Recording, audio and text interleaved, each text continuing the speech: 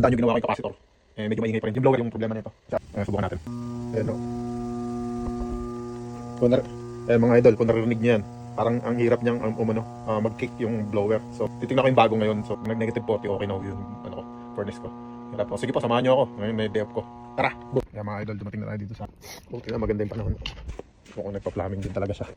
Umalis daw siya sandali, 2 minutes. Okay, nakakuha na tayo. So, $350. So, baka 13,000 yan. Pesos sa atin. Ayun. Kaya mga idol, dumating na tayo. Kuhain na natin yung gamit. Ito yun.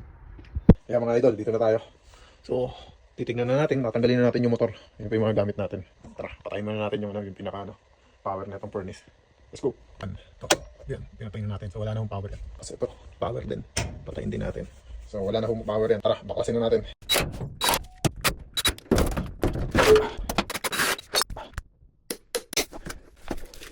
Matindi dyan yung wiring po mga ka-idol. So, kailangan pag-aralan natin. Kailangan tama.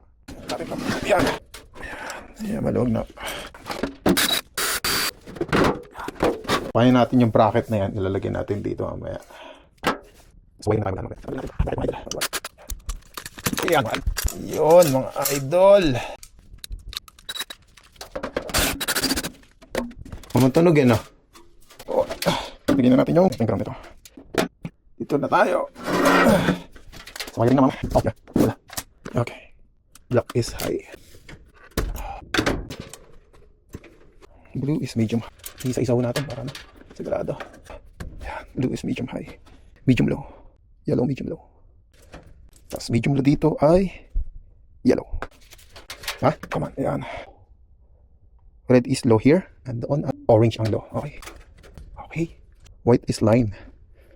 Hindi yung white na ito. Line. Okay. Yung line. Baklas.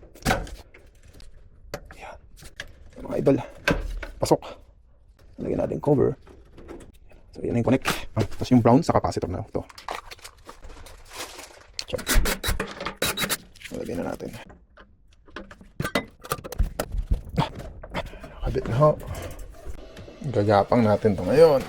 Check. Down. Only grounding. Kailangan natin hihila yun. Kabit.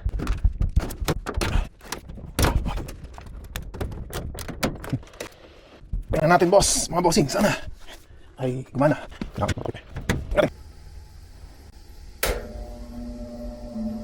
Yan ho, gumana.